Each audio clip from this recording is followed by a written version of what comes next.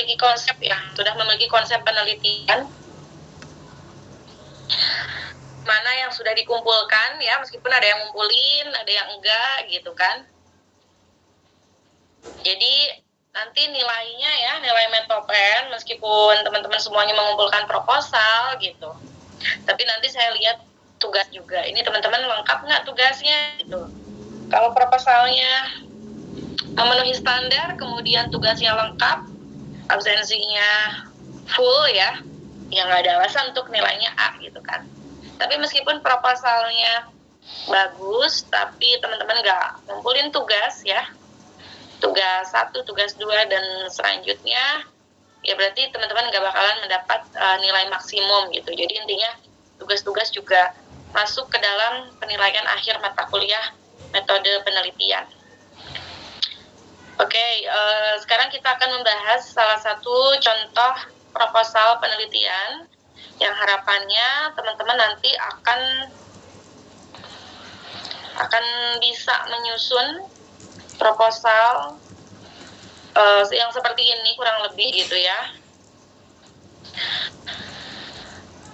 Jadi untuk selanjutnya silahkan teman-teman bisa diproses untuk membuat proposal skripsi dari mulai bab 1, bab 2 ya. Nih, meskipun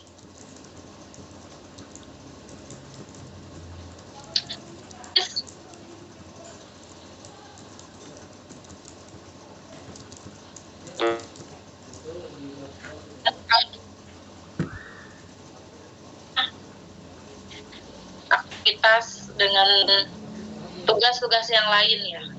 Nah, tapi biar ya teman-teman namanya ujian proposal gitu. Itu tidak akan terlaksana tanpa terlebih dahulu.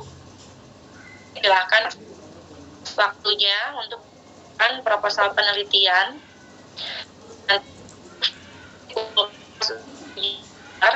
Namun jika teman-teman ingin berkonsultasi ya sebelum UAS gitu kan, nah misalkan teman-teman ada kebingungan gitu ya dalam proses mengerjakan proposal, bisa konsultasi baik di kelas maupun lewat WhatsApp gitu.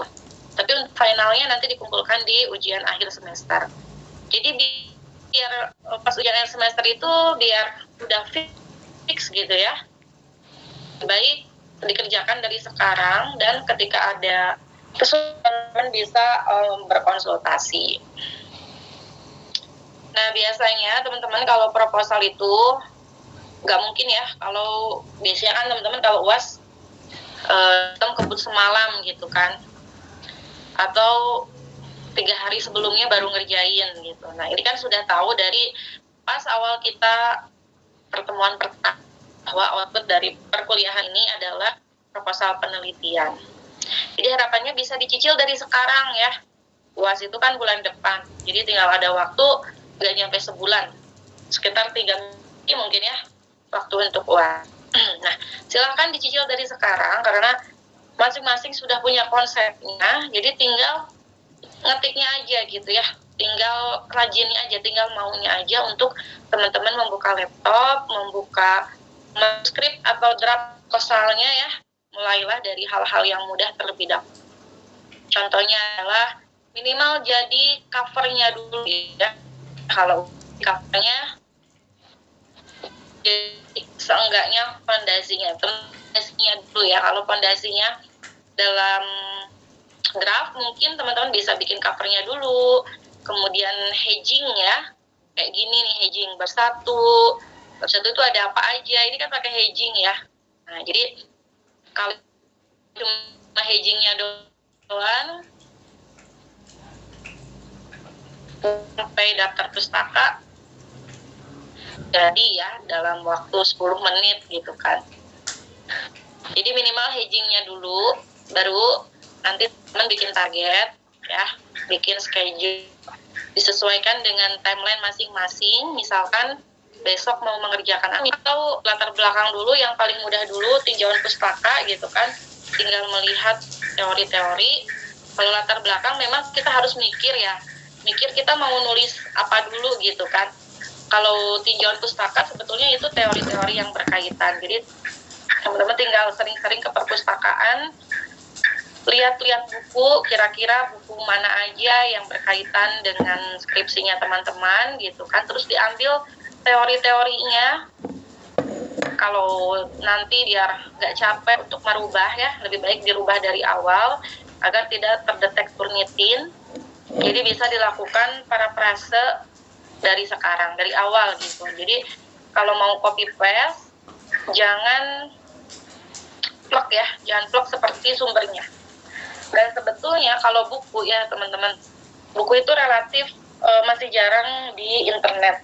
Jadi untuk kedetek turnitinnya mungkin buku masih agak susah gitu ya, terkecuali kalau buku tersebut sudah dikutip 100% di penelitian orang, mungkin itu bisa terdetek turnitin gitu. Jadi salah satu bentuk agar turnitinnya tidak besar menurut saya adalah mengutip dari buku.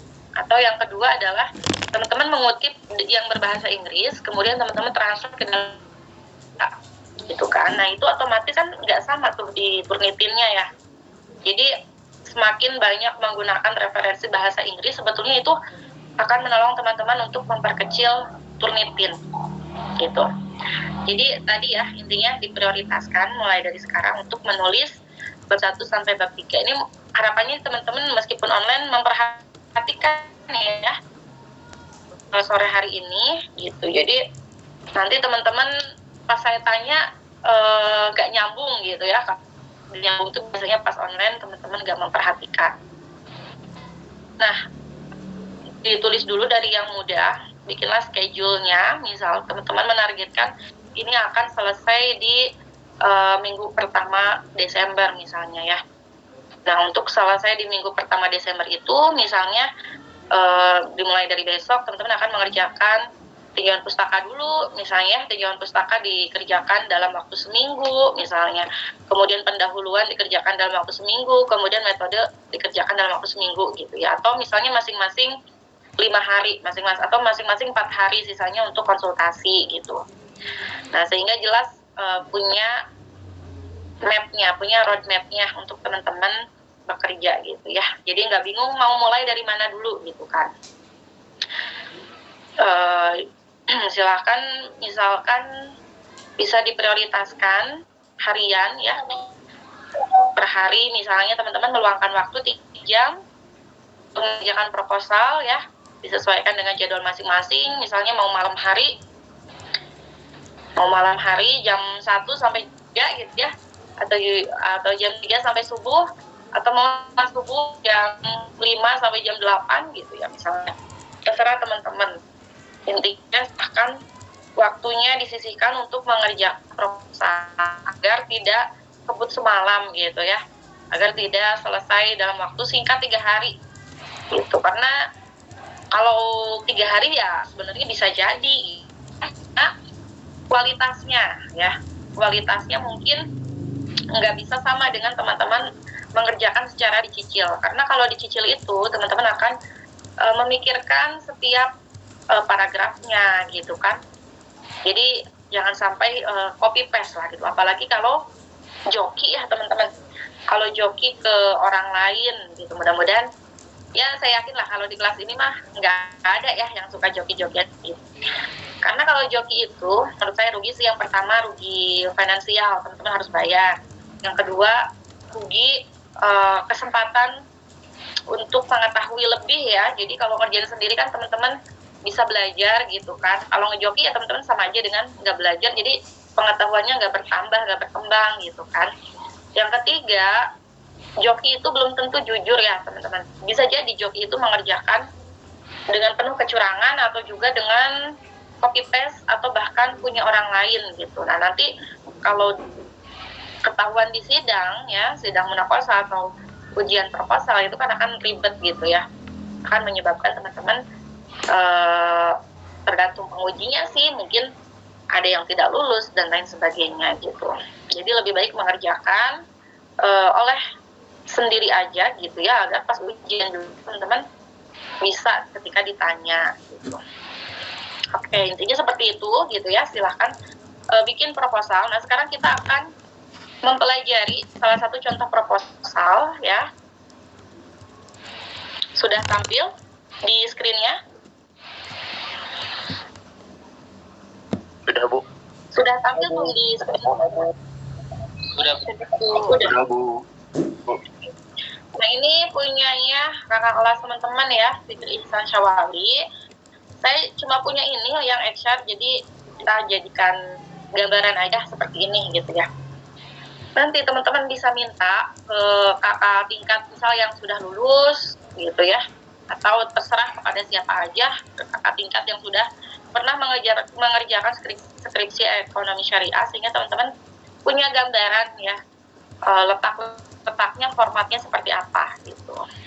Oke, diawali dengan judul ya, ini di bold dan pakai kapital, Tafsir Roman 12 gitu. Kemudian ini ada proposal penilaian skripsi, ada logo, nama, NIM. Kalau nggak salah ini harusnya ada Win Sunan Gunung Jati Bandung gitu ya. Nanti coba teman-teman lihat lagi. Lembar persetujuan pembimbing ini nggak usah dulu, langsung ke daftar isi ya. Nah, daftar isi teman-teman wajib pakai hedging kayak gini agar daftar isinya itu otomatis gitu ya, tanpa harus teman-teman bikin titik-titik sendiri, bikin nomor sendiri ya. Itu kan hal yang meribetkan yang sebetulnya tidak perlu dipikirkan karena ini bisa dilakukan secara otomatis. Jadi harus pakai hedging. Kemudian daftar tabel juga sama, ini bisa dilakukan secara otomatis ya teman-teman. Kemudian mudah-mudahan paham bikin tabel otomatis sama bikin. Kenapa? Pastinya sudah dipelajari kan di mata kuliah komputer ya, ICT. Coba nanti teman-teman pelajari lagi bagaimana cara membuat daftar gambar otomatis, daftar tabel otomatis, daftar isi otomatis gitu ya. Cara bikin hedging, itu hal-hal yang sangat bermanfaat sekali ketika teman-teman melakukan proses penulisan skripsi ya, karena skripsi itu pasti banyak perubahan gitu. Jadi kalau tidak dilakukan secara otomatis, ketika ada perubahan nanti teman-teman akan riweuh gitu ya, menyesuaikan dengan halaman, daftar gambar, tabel nomor berapa gitu kan. Jadi silakan nanti wajib yang dikumpulkan dalam proposal ini wajib menggunakan hedging, kemudian secara otomatis untuk daftar tabel, daftar gambar, daftar isi, dan daftar pustakanya. Nah, dimulai dari bab 1 pendahuluan ya, ada latar belakang. Intinya latar belakang itu apa? Menceritakan ya, sepenting apa sih teman-teman harus melakukan penelitian ini gitu ya. Jadi kenapa sih penelitian ini penting untuk dilakukan? Nah, alasannya itu teman-teman uraikan dalam latar belakang. Jadi di latar belakang ini biasanya mengemukakan fenomena gitu ya dari topiknya teman-teman. Bisa dari umum ke khusus biasanya. Dijelaskan dulu fenomena umum, kemudian khusus ya. Khusus itu dalam artian tujuan penelitiannya. Nah, ini judulnya tentang sensasi hal dan cita rasa terhadap pada ini X-nya atau variabelnya labelisasi hal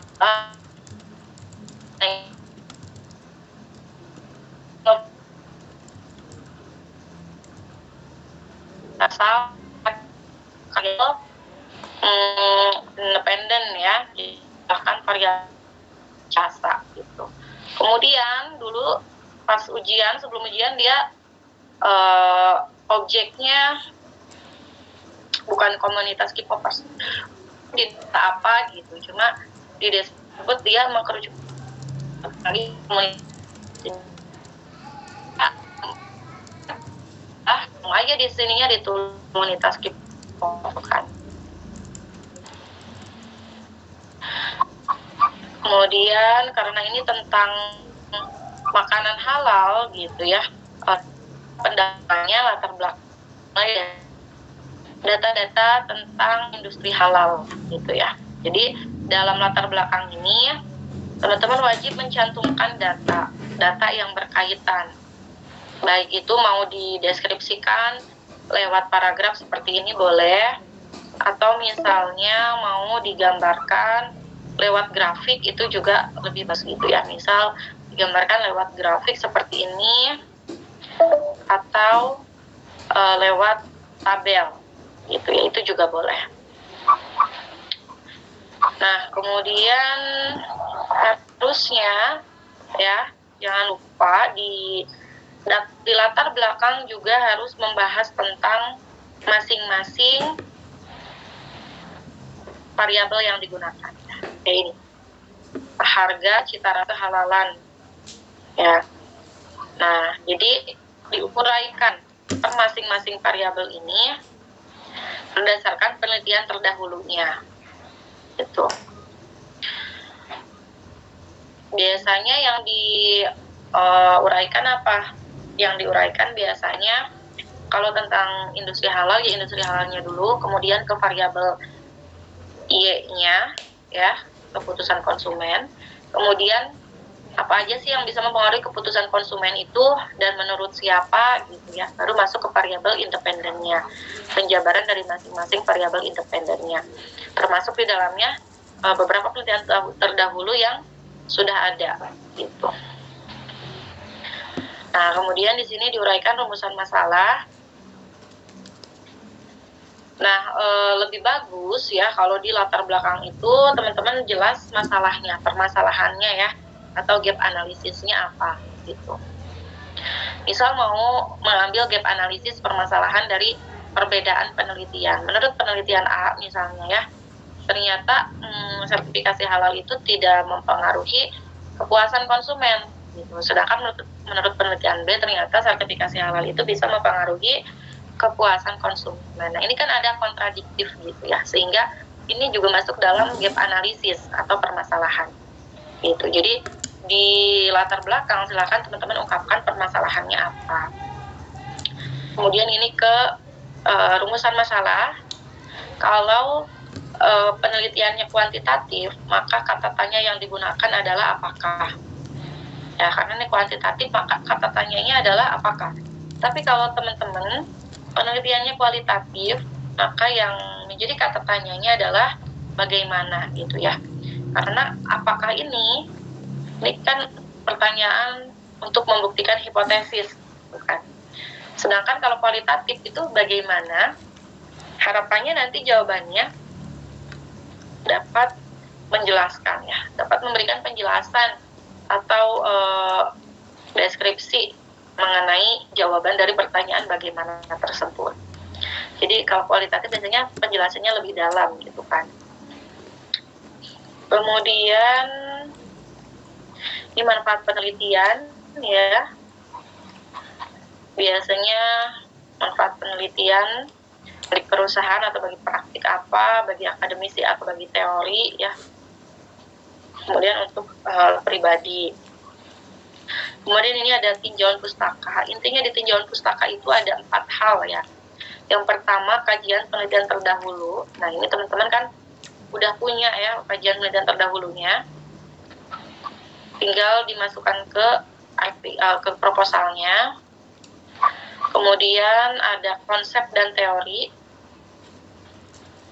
Nah, untuk penelitian terdahulu ini lebih bagus kalau berasal dari artikel jurnal dan internasional ya. Tapi kalau nggak ada, adanya cuma nasional boleh juga nggak apa-apa. Yang tinjangan semuanya skripsi ya, boleh lah ada skripsi 1-2 gitu. Tapi tetap yang dominan harus berdasarkan jurnal untuk penelitian terdahulunya. Kemudian yang kedua dari tinjauan pustaka ini ada konsep dan teori. Nah, ini intinya teori-teori apa aja yang berkaitan dengan variabelnya teman-teman. Misal ya, kalau ini berarti yang harus menjelaskan tentang kepuasan konsumen itu apa secara teorinya bagaimana gitu kan. Kemudian harga itu secara teorinya bagaimana. Kemudian sertifikat halal itu gimana secara teorinya. Nah, ini biasanya diperoleh dari buku-buku dan harus dicantumkan referensinya gitu. Pakai Mendeley ya, seperti ini nih. Ini. Jadi silahkan semakin banyak citasi ya, semakin banyak referensi yang digunakan itu semakin bagus untuk penelitian. Kemudian yang selanjutnya ada kerangka berpikir. Nah, kerangka berpikir inti yang simpel seperti ini menghubungkan antar variabel X dengan variabel Y itu kalau digambarkan seperti apa gitu kan.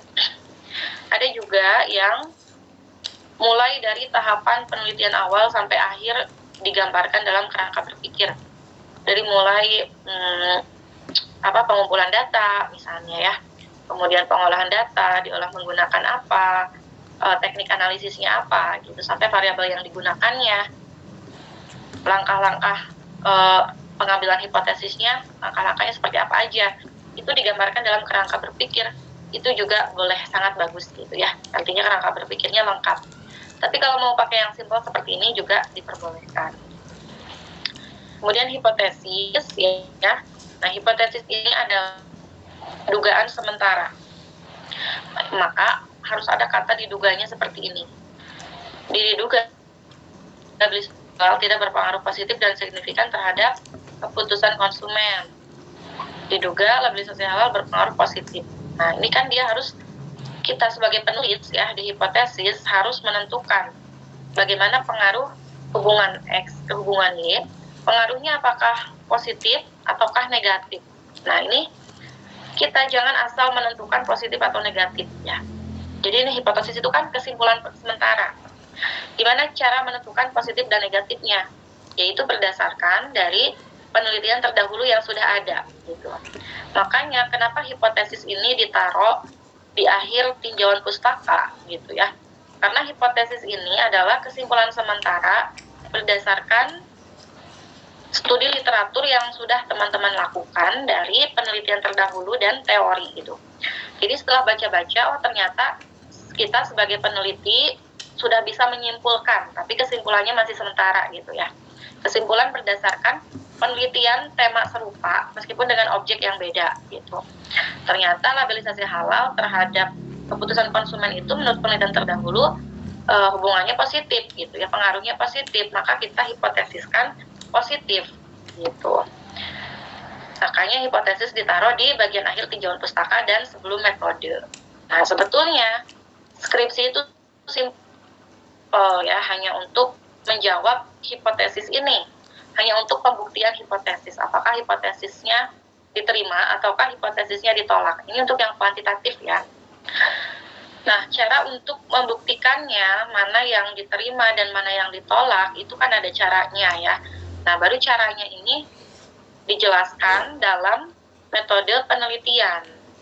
Jadi, metode penelitian itu sebetulnya cara langkah apa aja yang digunakan gitu ya ketika melakukan penelitian untuk membuktikan hipotesis sehingga memperoleh suatu kesimpulan. Caranya gimana sih gitu ya.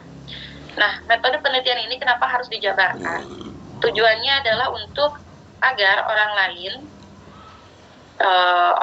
yang membaca penelitian kita gitu ya, ketika mau mensimulasikan ulang penelitian kita dengan variabel yang sama, dengan data yang sama, dengan metode yang sama, itu menghasilkan kesimpulan yang sama gitu. Jadi metode itu langkah-langkah gitu ya yang dilakukan dalam melakukan penelitian. Jika ada orang yang melakukan langkah-langkah yang sama dengan berbagai yang lainnya sama gitu, maka akan menghasilkan kesimpulan yang sama. Kalau kesimpulannya beda berarti ada yang salah gitu kan dari langkah-langkahnya. Nah, dimulai dari pendekatan ya, metode itu isinya apa aja. Dimulai dari pendekatan penelitian, apakah menggunakan pendekatan kualitatif ataukah menggunakan penelitian kualitatif gitu ya. Nah, di sini harus, meskipun metode, jangan lupa teman-teman tetap harus melakukan pencantuman referensi ya. Seperti ini misalnya. Pendekatan kuantitatif adalah penelitian ilmiah yang sistematis berdasarkan pengalaman empiris yang akan mengumpulkan data-data berupa angka yang dapat dihitung berbentuk numerik. Nah, ini kan definisi yang seharusnya definisi ini diperoleh dari buku ekonometrik misalnya ya. Maka di sini harusnya ada sumbernya gitu. Jadi untuk hal-hal yang basic seperti ini ya, misal tahun berapa, itu harus ada sumbernya. Nggak mungkin teman-teman tahu sendiri ya definisi kuantitatif tanpa melihat sumber. Kan ini bukan menurut teman-teman gitu, tapi menurut ahli. Nah, kemudian jenis dan sumber data. Jenis data itu ya, misalnya jenis data itu bisa data, apakah datanya cross section, ataukah datanya time series, ataukah datanya panel. Kalau misalnya kuantitatif ya. Kalau sumber data gitu kan. Kalau kualitatif teman-teman nggak usah pakai jenis data, langsung aja ke sumber data ya. Kalau sumber data ini apakah datanya yang teman-teman gunakan itu primer atau data sekunder. Nah, ini pengertian data sekunder juga harusnya menggunakan referensi. Kemudian ke populasi dan sampel. Nah, kalau teman-teman mau menulis seperti ini ya, menurut Ferdinand, harusnya ini nggak dalam kurung ya. Menurut Ferdinand, yang dalam kurungnya harusnya yang 2014-nya. Kemudian sampel disebutkan, sampelnya mana aja gitu ya. Teknik sampel apa, ini udah disebutkan, purposive sampling, gitu kan. Nah, harusnya ini pakai metode purposive sampling didasarkan pada kebutuhan kriteria yang ditentukan oleh peneliti sesuai dengan kebutuhan penelitiannya. Ini harusnya pakai referensi lagi gitu. Soalnya ini teori ya teman-teman, setiap kata-kata teori suka yang dasar-dasar kayak gitu itu harus pakai referensi. Barulah kalau ini nggak apa-apa nggak pakai referensi juga, kayak beragaman Islam ini ya, penggemar K-pop, penggemar Korean food, karena ini peneliti ya oleh penulis, jadi tidak perlu menggunakan referensi. Kemudian dia dalam menentukan jumlah samplingnya, jumlah sampelnya menggunakan rumus Lovin. Nah, ini rumus ini pasti kan peneliti nggak nemu sendiri ujuk-ujuk gitu ya, maka harus ada referensinya juga. Ini rumus ini diambil dari mana gitu. Nah, baru ini nggak usah pakai referensi karena ini hasil perhitungan peneliti. Nah, selanjutnya ke operasional variabel. Ada variabel bebas, ada variabel terikat ya. Kalau semisal teman-teman yang menggunakan SAMPLS misalnya gitu ya, atau menggunakan selain variabel terikat dan variabel bebas, apa selain variabel terikat dan variabel bebas, misalnya variabel moderating ya, atau variabel intervening. Mudah-mudahan teman-teman udah saya jelaskan ya, apa itu variabel intervening, apa itu variabel moderating. Nah, di sini dijelaskan juga ya, nomor 3 misalnya. Variabel moderating adalah variabel apa? Adapun yang menjadi variabel moderating dalam penelitian ini adalah variabel apa gitu. Barulah ke sini ke operasional variabelnya. Stabilisasi halal ya, isinya. Kemudian ini udah bagus pakai referensi. Kemudian indikator untuk mengukur labelisasi halal itu seperti apa? Indikatornya dituliskan ya, beserta referensinya ini mengutip dari mana. Kemudian skala pengukuran yang digunakannya, skala Likert juga dituliskan per masing-masing variabel. Nah, inilah ya definisi operasional inilah, operasional variabel inilah. Ketika yang menggunakan data primer, berarti kan teman-teman bikin kuesioner.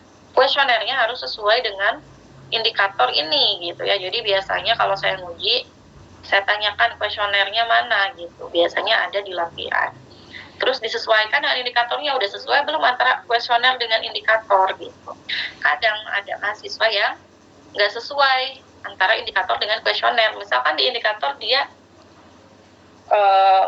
menyebutkan indikatornya A, B, C, D, E, F ya misal. Tapi di kuesioner pas saya baca nggak ada kaitannya antara kuesioner dengan indikator yang ditulis di bab 3 gitu ya. Nah ini kan nggak nyambung gitu. Makanya bikin kuesioner itu lihat aja definisi operasional variabelnya gitu ya. Kecuali kalau yang datanya sekunder. Kalau datanya sekunder kan itu nggak perlu bikin kuesioner. Berarti indikatornya diganti dengan rumus gitu ya, rumus pakai rumus apa gitu. Kalau yang datanya sekunder.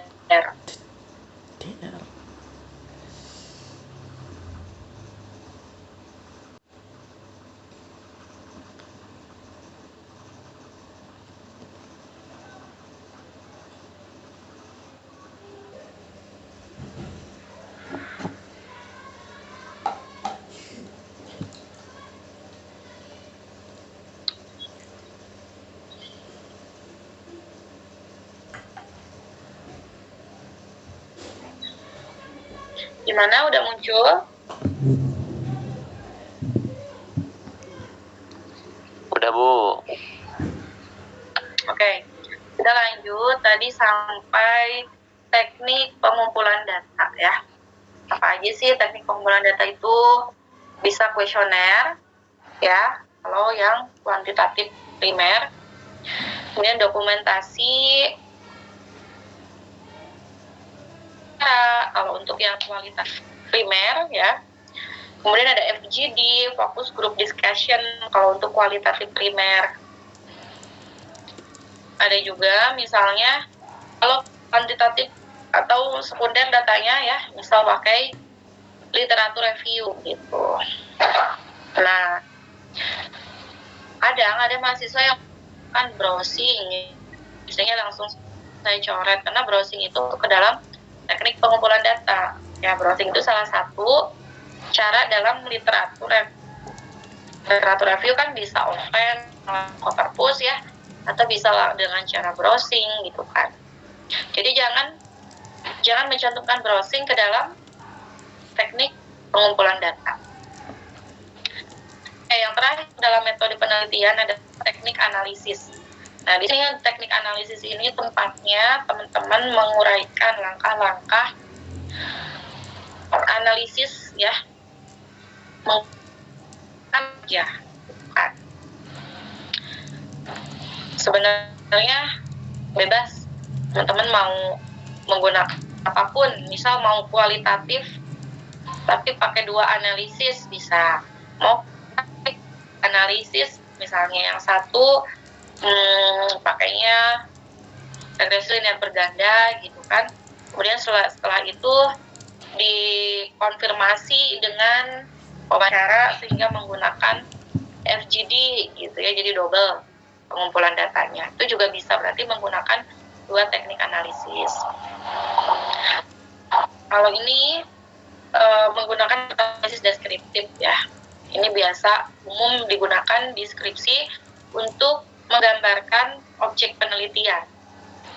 Gitu ya, misal studi kasusnya di komunitas K-popers kayak ini gitu ya.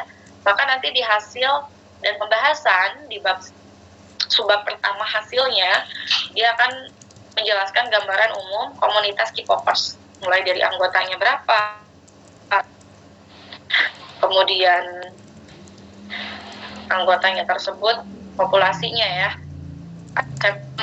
sampelnya tersebut laki-lakinya berapa, perempuannya berapa, tentang usianya yang misalnya 15 sampai 20 tahun berapa, 20 sampai 30 tahun berapa, pendapatannya berapa gitu. Intinya gambaran umum itu dideskriptifkan biasanya paling awal. Atau juga bisa menjelaskan kayak data yang terkumpulnya itu maksimum, data maksimumnya, data minimum, rata-rata, standar deviasi dan lain sebagainya, ini diungkapkan di analisis deskriptif.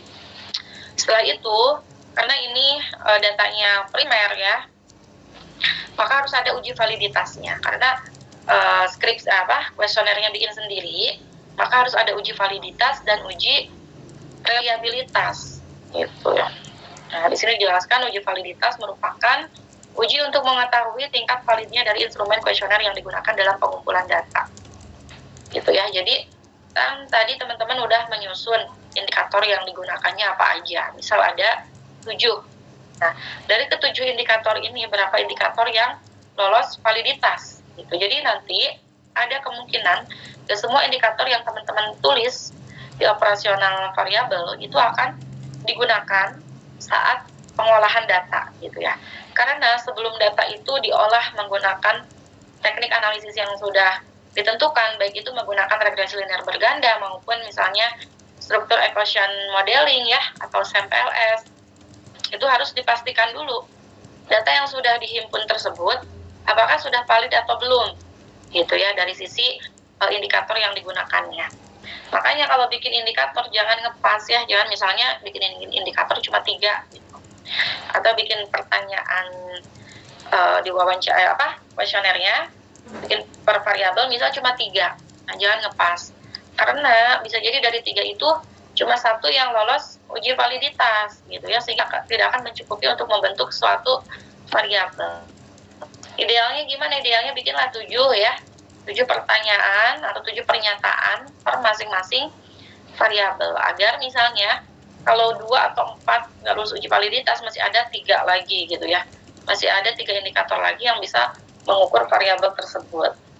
Jadi kalau bikin pernyataan dan kuesioner jangan ngepas, jangan misalnya cuma 3, minimal 5 lah ya, kalau idealnya sih 7 gitu.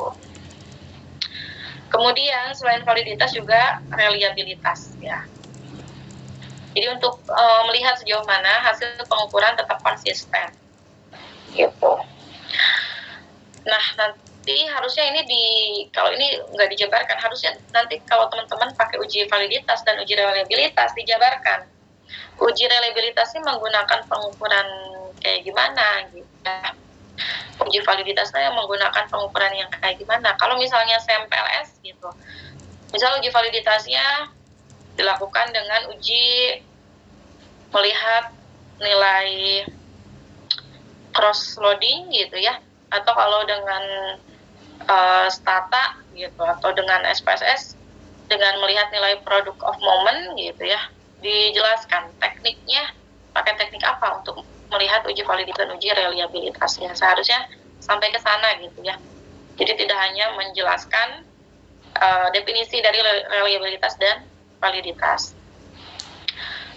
Nah, kalau datanya pakai data sekunder gimana? Data sekunder itu data yang tinggal download dari website ya, misal ngambil dari BPS atau dari OJK atau dari BI, itu kan data sekunder. Nah, kalau data sekunder itu tidak perlu menggunakan uji validitas dan uji reliabilitas. Jadi uji validitas dan reliabilitas itu digunakan ketika teman-teman menghimpun datanya secara primer. Tuh. Kalau secara kuantitatif tentu validitas reliabilitas gitu ya. Gimana kalau kualitatif tapi primer? Itu juga ada uji validitasnya ya. Teman-teman nanti bisa menggunakan misal uji validitas triangulasi gitu. Jadi meskipun kualitatif tetap harus ada uji validitasnya. Jadi triangulasi ini salah satu uji validitas dalam penelitian kualitatif dengan mengkonfirmasi ya jawaban yang diperoleh dari satu pihak kepada pihak lainnya. Misal teman-teman meneliti tentang perkembangan bisnis ya di perusahaan A. Nah, teman-teman konfirmasilah jawaban-jawaban produsen ya atau CEO perusahaan tersebut.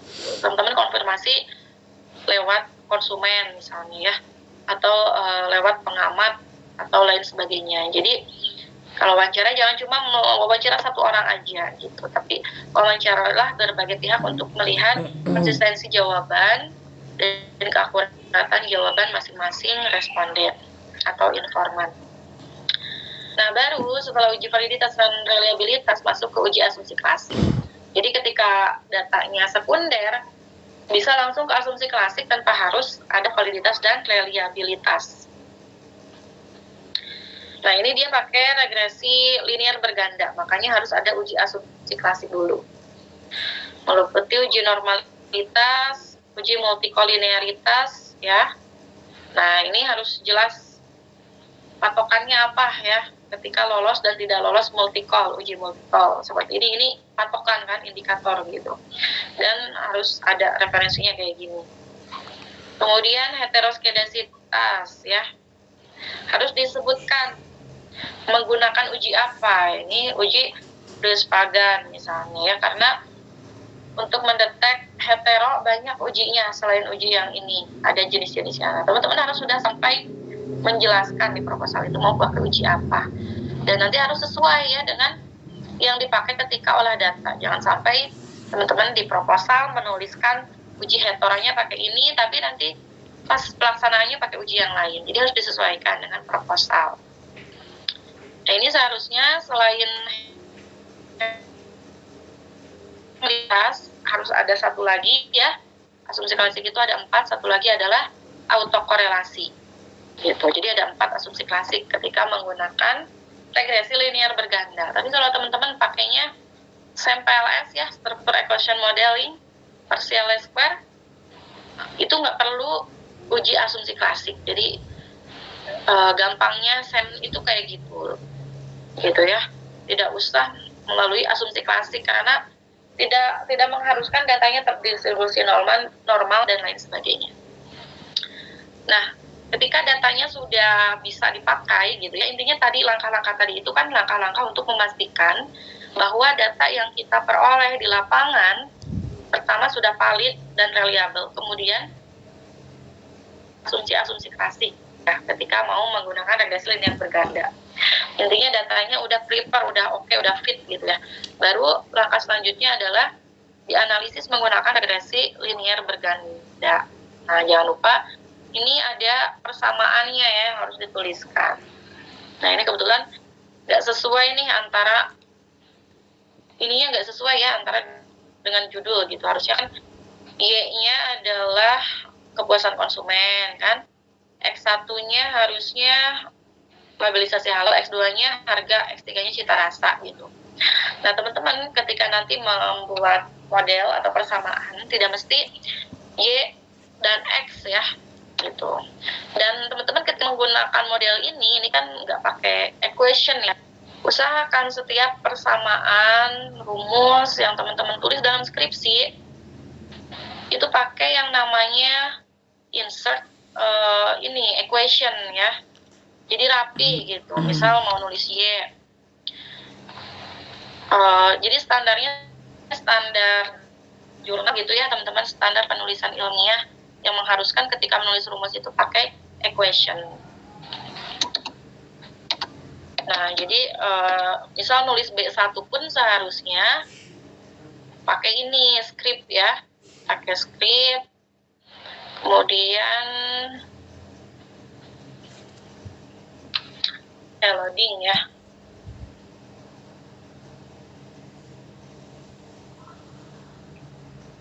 Oke, nanti teman-teman cobalah ya ketika menggunakan rumus wajib pakai equation agar rapi.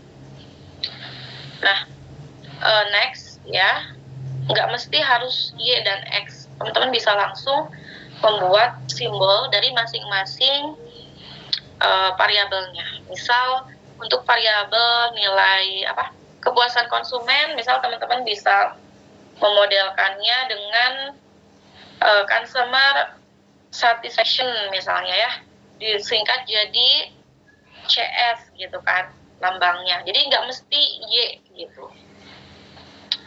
Ya, misal di sini teman-teman bilang Y-nya adalah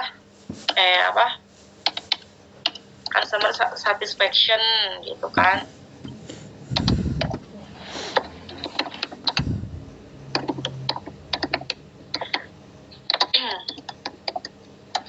Nah, pas modelnya teman-teman bisa mengubahnya langsung dengan SC kayak gitu. Kemudian ini tadi dia harga ya, price misalnya.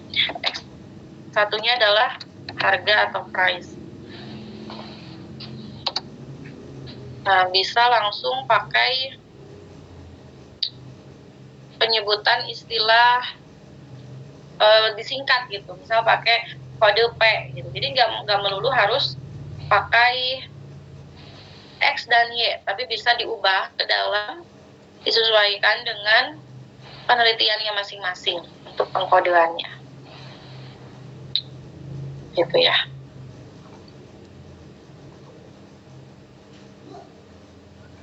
Oke, sampai sini mau ada yang tanyain dulu?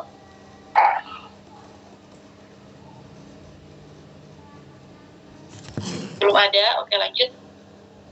Kemudian ya, dari uji regresi linear berganda tadi, ada langkah-langkah apa aja? Uji T, kemudian uji F ya, dan uji simultan. Nah, ini akan berbeda ya. Berbeda tahapannya tergantung dari teknik apa, teknik analisis apa yang teman-teman gunakan. Gitu. Dan kemarin teman-teman sudah ditugaskan membuat modul ya, masing-masing kelompok. Nah, itu sebenarnya teknik analisis beragam gitu kan. Teman-teman bisa memilih, gak mesti regresi linear berganda, bisa juga pakai yang lainnya. Oke, sampai sini kira-kira ada yang mau ditanyakan?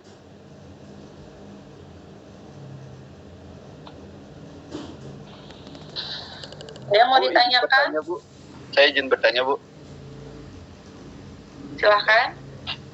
Bu, ini kan proposal buat metopen gitu, Bu. Kan rencananya juga buat skripsi. Tapi misalnya pas nanti sama pembimbing skripsi nggak di ACC gimana, Bu? Kalau nggak di ACC, ya menyesuaikan pembimbing skripsi. Oh, jadi gitu ya. Ini proposal buat pembelajaran di metopen bisa di skripsi, tapi belum tentu bisa jadi skripsi gitu ya, Bu? Betul, ya. Tergantung dari pembimbingnya. Tapi mayoritas pembimbing di FEBI UIN Bandung ya, itu nggak bakal 100% mengubah judul ya. Nggak bakal 100% mengubah judul. At least objeknya sama gitu ya. Mungkin yang diubah metodenya atau ditambahkan dari sisi perspektif apanya gitu ya, atau ditambahkan apa gitu. Jadi intinya pada umumnya tidak akan 100% diubah.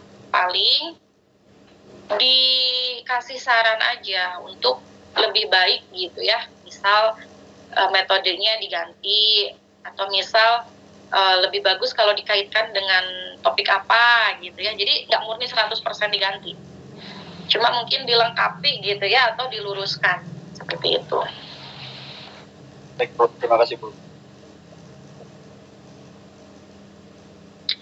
Oke, lanjut, ada lagi yang mau ditanyakan. Di sini ada yang pakai SEM PLS. Tadinya saya mau tutorial SEM PLS ya, sebagaimana di kelas lain.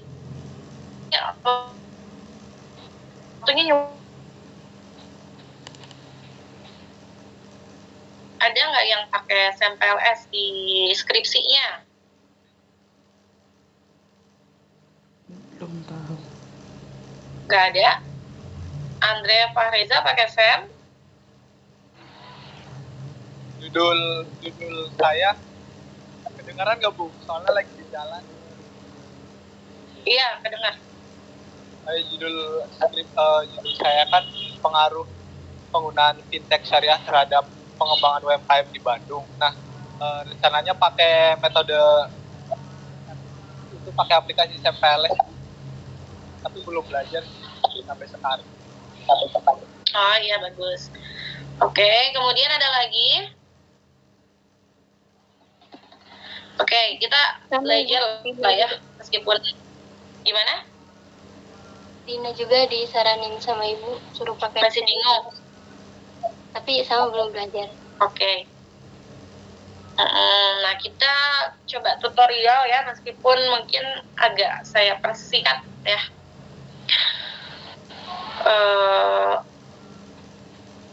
Jadi SEM PLS itu ya, struktur equation modeling, salah satu teknik analisis yang tidak mengharuskan data itu harus normal ya, pokoknya terbebas dari asumsi klasik lah. Jadi menurut saya ini lebih gampang ketimbang teman-teman pakai regresi linear berganda ya.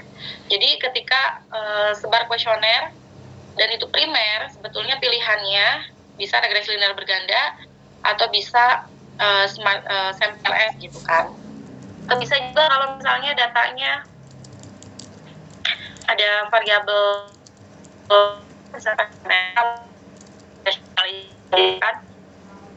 atau bisa LS gitu ya.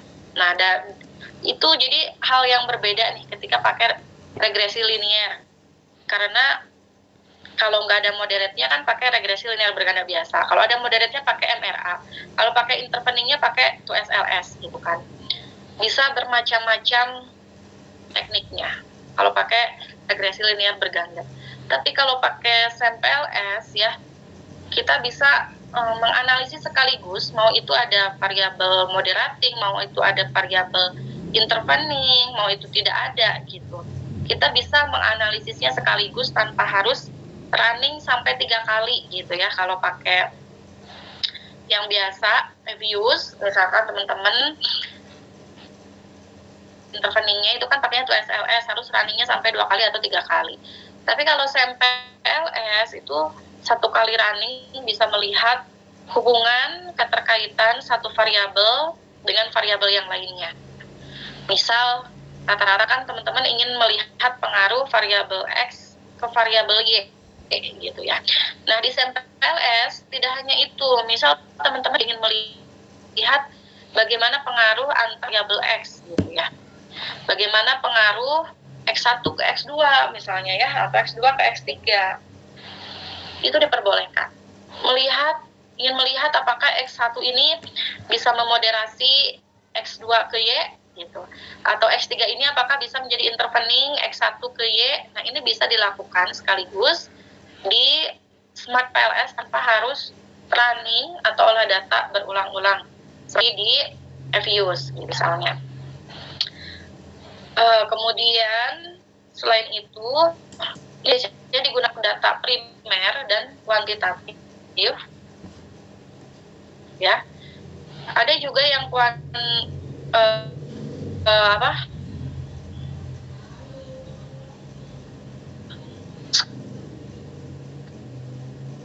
sekunder pakai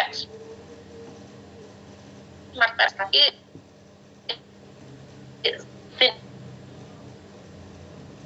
dari cara kan ya, tidak disarankan. Jadi saya lebih menyarankan kalau ini pakainya pakai primer gitu datanya ya. Oke, bentar ya, ini loading banget.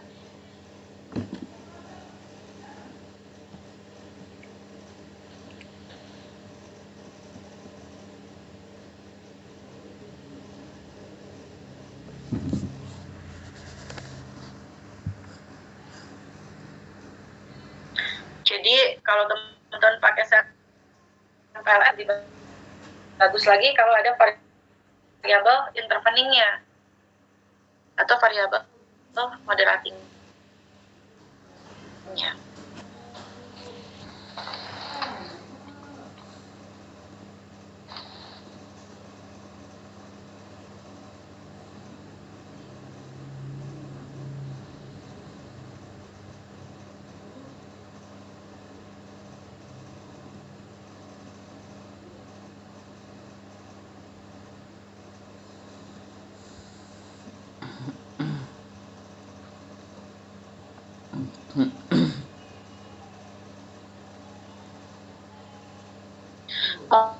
Oke, ya sambil nunggu mungkin ada yang mau ditanyakan lagi ya.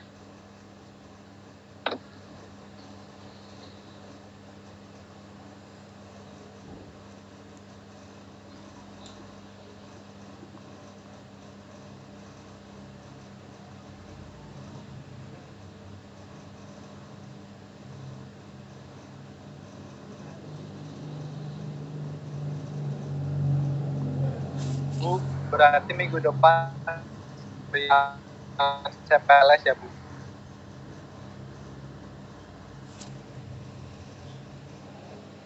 Aduh, kayaknya nggak memungkinkan ya, karena ini saya sambil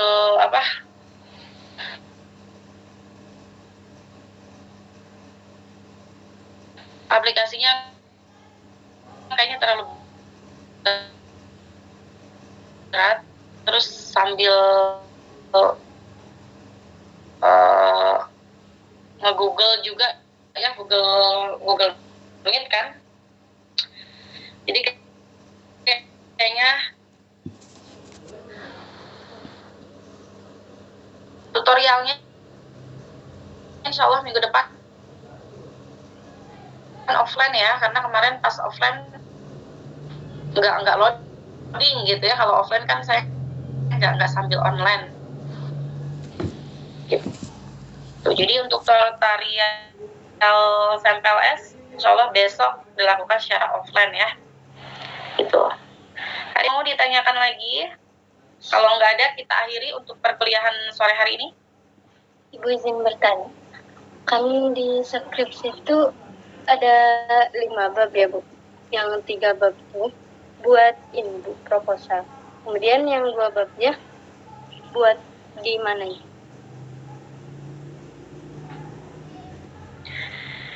Cukup? Atau ada yang mau tanyakan?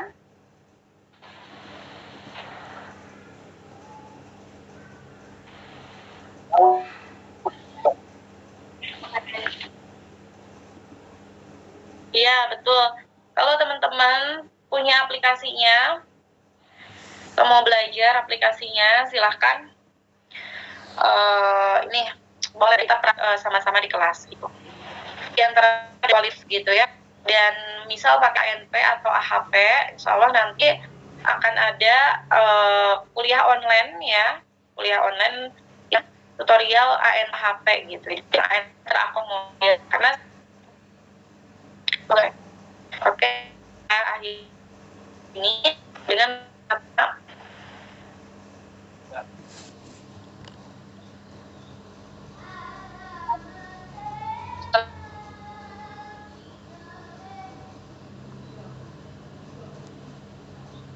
Dengar Bu. Oke, sorry ya, ini error banget nih. Jaringannya sama laptopnya malah di bab 1 sampai bab 5 ya. Jadi bab 1 sampai bab 3 itu adanya di proposal penelitian. Penelitian itu ada teman presentasikan saat ujian proposal. Namun sebelum proposal teman terlebih ya, teman-teman nanti semester 7 itu teman-teman udah punya bahan metode ini terus sampai bab 3. Nah, sebetulnya kita melakukan bimbingan dengan pembimbing akademiknya. Pembimbing akademiknya siapa? Udah tahu kan pembimbing akademiknya? Sudah Bu. Sudah. Nah, sebetulnya jadi yang menentukan proposal itu adalah pembimbing akademik yang sekarang gitu. Jadi kalau tadi ada yang bertanya ya Arif ya, nanti ini sama pembimbing akan diubah atau enggak gitu. Kalau takut ada diubah yang banyak, teman-teman bisa sekarang sambil konsultasi juga ya sedikit-sedikit dengan pembimbing akademiknya. Kalau pembimbing akademiknya mau ya untuk dikonsultasikan. Kalau saya jadi pembimbing akademiknya ya mau-mau aja gitu ya. Kalau mau. Tapi kadang ada yang mau, ada yang enggak pembimbing akademik itu gitu ya untuk konsultasi skripsi. Tapi pada intinya nanti sebelum UP yang menentukan ACC UP apa enggaknya itu adalah pembimbing akademik. Gitu. Nah, baru pas UP selesai gitu kan, nanti teman-teman akan mendapatkan SK pembimbing skripsi yang sesungguhnya. Siapakah pembimbing skripsinya gitu ya, itu ada dua orang biasanya. Nah, nanti baru bimbingan mulai dari proposal itu biasanya akan ditinjau lagi, tergantung orangnya ya. Ada yang ditinjau lagi proposalnya udah oke atau belum. Kalau belum mungkin nanti akan dikasih rekomendasi perbaikan ya, saran oleh pembimbing yang sebetulnya gitu kan. Kemudian lanjut sampai ke penelitiannya gitu. Jadi bab 1 sampai bab 3 itu ada di proposal penelitian, baru nanti bab 4-nya adalah hasil dan pembahasan, bab 5-nya adalah kesimpulan dan saran. Nah, bab 4 dan bab 5-nya akan teman-teman tulis pasca teman-teman melakukan penelitian. Gitu. Jadi bab 1 sampai bab 3 itu sebelum penelitian, kemudian penelitiannya dilakukan, setelah itu teman-teman baru nulis bab 4 dan bab 5-nya. Gitu ya. Gimana, jelas? Ibu, Ya, gimana? itu pembimbing akademik itu sama kayak pembimbing yang buat ini tahfidz gitu, praktek ibadah gitu. Pembimbing akademik itu yang apa ya? Beda. Ada di Yang Salam. ada di akun salam. Di akun salam pembimbing akademik gua. Iya, biasanya satu kelas sama ya atau beda? Ada yang sama, ada yang beda kan? Nah, itu biasanya. Gitu. Kalau mahasiswa saya biasanya udah konsultasi pas mereka semester 5. Pas mereka lagi ngerjain metopen kayak gini gitu. Coba barangkali, tapi ada juga dosen yang kadang maunya nanti aja kalau sudah mendekati UP gitu. Gitu ya. Jadi teman-teman boleh sih sebenarnya konsultasi kepada siapapun, gak mesti ke pembimbing akademik, boleh ke saya, boleh ke pembimbing akademik, boleh juga ke dosen dengan mata kuliah yang berkaitan dengan tema teman-teman. Misal tentang kewirausahaan ya, konsultasi dengan dosen kewirausahaan. Tentang industri halal, konsultasi dengan dosen industri halal gitu ya. Bingung statistiknya, konsultasi dengan dosen statistik gitu ya. Jadi itu fleksibel aja.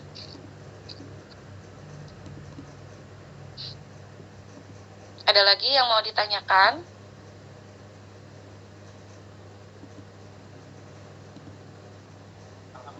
Cukup? Kalau cukup kita akhiri.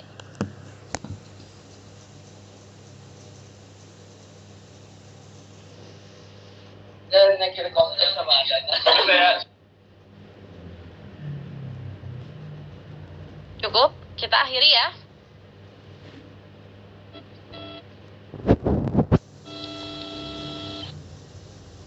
Oke, kalau tidak ada yang ditanyakan, karena sudah sore ya, silahkan minggu depan kalau punya di laptopnya aplikasi Smart PLS ya. Jadi SEM PLS itu bisa di running, bisa pakai Smart PLS, bisa pakai Lisrel, bisa pakai Amos gitu ya. Nah, kalau saya pakainya Smart PLS. Semoga teman-teman juga kalau yang kemarin kebagian SEM PLS ya, pakainya Smart PLS gitu, biar nanti pas praktiknya sama aplikasi yang digunakannya gitu. Oke, minggu depan offline ya, insya Allah. Kita akhiri dengan membaca hamdalah untuk perkuliahan hari ini. Alhamdulillahirabbil alamin. Alhamdulillah. Terima kasih atas perhatiannya. Saya tutup. Assalamualaikum warahmatullahi wabarakatuh. Waalaikumsalam warahmatullahi wabarakatuh. Waalaikumsalam. Oke.